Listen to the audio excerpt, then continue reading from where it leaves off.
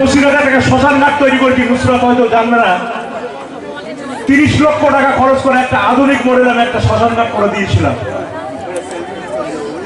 আমি এখানে অনেক শ্মশান ঘাট তৈরি করে দিয়েছি, অনেক মন্দিরে টাকা দিয়েছি, অনেক জায়গায় আপনারা দেখেছেন আমরা উন্নয়নের কাজ করেছি। মমতা বন্দ্যোপাধ্যায় 2011 পরিবর্তনের পরে 34 বছরের মনে হয়নি যে সবুজ সাথী মতো একটা প্রকল্প তৈরি করলে পশ্চিমবাংলার 1 কোটি ছেলে মেয়েরা সাইকেলে করে স্কুলে যাবে। আমার ঘরের ছেলে মেয়েরা স্কুলে যায় সাইকেলে করে, সবুজ সাথী চড়ে। এটা কম আনন্দের কথা না, এটা 34 বছর ওদের মাথায় ঢোকেনি। তাই বিশ্বের দরবারে সবুজ সাথী স্থান 1 নম্বর স্থান অধিকার করেছে।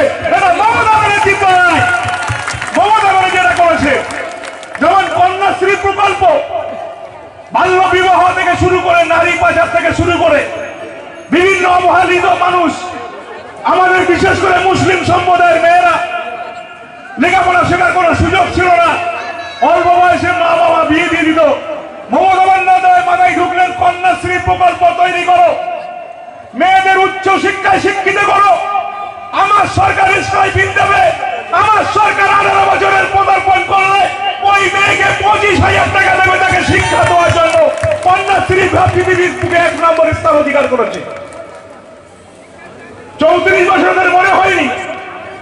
গত 31শে জানুয়ারি বিধানসভায় দাঁড়িয়ে মমতা ব্যানার্জি বললেন আমার বাংলার মেয়েরা বিবাহ দিলে তার বাবা মার অসুবিধা হয়, অভাব অভিযোগের সংসার। রূপশ্রী প্রকল্প তৈরি করে বললেন তোমার মেয়ের বিয়ে 18 বছরের পরে দিয়ে দাও। আমার সরকার রূপশ্রী প্রকল্পের মাধ্যমে তোমার বাড়িতে বিডিও অফিস থেকে লোক গিয়ে 25,000 টাকা তোমার বাড়িতে পৌঁছে দিয়ে আসবে। তোমার মেয়ের বিবাহের জন্য কোনো চিন্তা করতে হবে না, বছরে 6.5 লক্ষ মেয়ে উপকৃত হবে। আমার নেত্রী মমতা ব্যানার্জি করলেন, খাদ্য সাথী করলেন। জঙ্গল মহলে আমি দেখেছি আমরা সোলের মানুষ, আদিবাসী সম্প্রদায়ের মানুষ অনাহারে মারা যেত, খেতে পেত না, গাছের শাল সিদ্ধ করে পিঁপড়ের ডিম খেয়ে জীবন ধারণ করতেন। মমতা ব্যানার্জি 2011 পরিবর্তনের পরে তাদের অবস্থা দেখে খাদ্য সাথী প্রকল্প তৈরি করে তাদের ঘরে ঘরে 2 টাকা কেজি করে চাল পৌঁছে দিয়ে পেট ভরে ভাত খাচ্ছে। আজকে অনাহারে কেউ মারা যাচ্ছে না, এটা মমতা ব্যানার্জির অবদান। 12 বছরের শিশু অনাহারে মারা গিয়েছিল, মা তার দেহ নিয়ে সারা বাংলার মানুষের কাছে বলছে বাংলার মানুষ 34 বছর সিপিএমকে আমরা ভোট দিয়েছি, আমার ছেলে 2টো ভাত চেয়েছিল আমি দিতে পারিনি, অনাহারে মারা গেছে বাংলার মানুষ, বিচার করো। তাই 2011 পরিবর্তন হয়েছিল, সেই মৃত্যুদেহ নিয়ে তার মা আর্তনাদ করেছিল বাংলার মানুষের কাছে। তাই আমি আপনাদের বলবো এই নির্বাচন আমাদের সাংঘাতিক লড়াই নির্বাচন। নরেন্দ্র মোদী বলেছিল প্রত্যেকের অ্যাকাউন্টে 15 লক্ষ করে টাকা দেবো, পাইনি একটা টাকা কেউ। বলেছিল বছরে 2 কোটি করে শিখ চাকরি দেবো, 2 কোটি চাকরি হয়নি, বরং 2 কোটি লোকের চাকরি চলে গেছে। তারা অভাব অভিযোগের মধ্যে থেকে তাদের জীবনযাপন চলছে। এই সরকার হিন্দু মুসলমানের বিভেদ সৃষ্টি করা সরকার। আজকে ফুলের মতো দেখুন, একদিকে হিন্দু একদিকে মুসলমান কাঁধে কাঁধ মিলিয়ে বসে আছেন। এটাই হচ্ছে আমাদের সংস্কৃতি, এটাই বাংলার ঐতিহ্য। এই বাংলার ঐতিহ্য নষ্ট করবার জন্য ভারতীয় জনতা পার্টি লেগে আছে। এই ভালোবাসা কোনোদিন কেউ কেড়ে নিতে পারে না।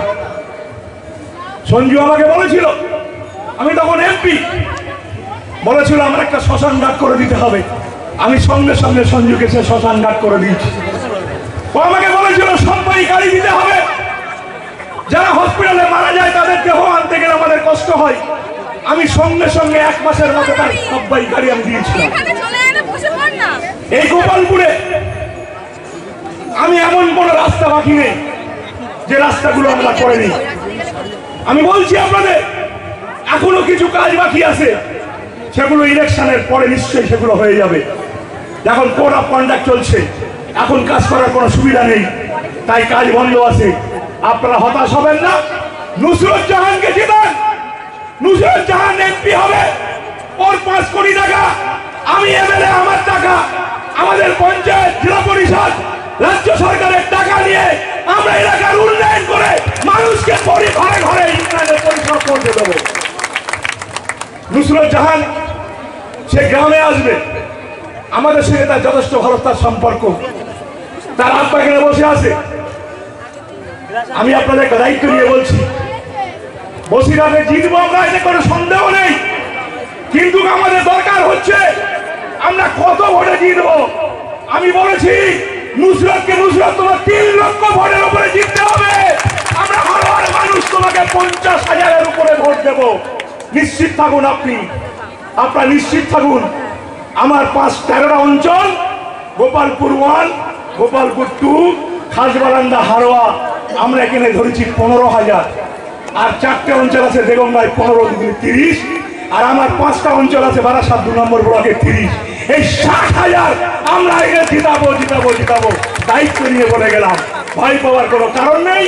আমার বোন রিঙ্কু আছে, বসে বসে দেখছে, ও ঘুরছে সমস্ত জায়গায়, মানুষের উচ্ছ্বাস উদ্দীপনা ও জানে, রাজনীতির মাটি টিপলে বুঝতে পারে। তাই আমি আপনাদেরকে করজোড়ে নিবেদন করে গেলাম, এই নির্বাচন আমাদের কাছে চ্যালেঞ্জের নির্বাচন। 2019-এ 42 দাও, আমি ভারতবর্ষকে ধর্ম নিরপেক্ষ সরকার তৈরি করে 130 কোটি মানুষের মুখে হাসি ফোটাবো। আমি মমতা ব্যানার্জি তার নেতৃত্ব দেবো, এটাই হচ্ছে আমাদের কাছে চ্যালেঞ্জ। তাই আপনাদেরকে বলছি, আপনাদের তো গর্ব হওয়া উচিত, একজন মহিলা ভারতবর্ষের প্রধানমন্ত্রী হবে। আপনাদের মহিলা, আপনাদের গর্ব যে মমতা ব্যানার্জি একজন বাঙালি মহিলা ভারতবর্ষের নেতৃত্ব দেবে। এর থেকে বড় আনন্দের কথা আর হতে পারে না। তাই আপনাদের কাছে ঋণ চেয়ে গেলাম, 2019 ঋণ দিন, আমরা সেই ঋণ উন্নয়ন করে আপনাদের ঋণ পরিশোধ করবো। জয় হিন্দ, খোদা হাফেজ, আপনারা সবাই ভালো থাকুন।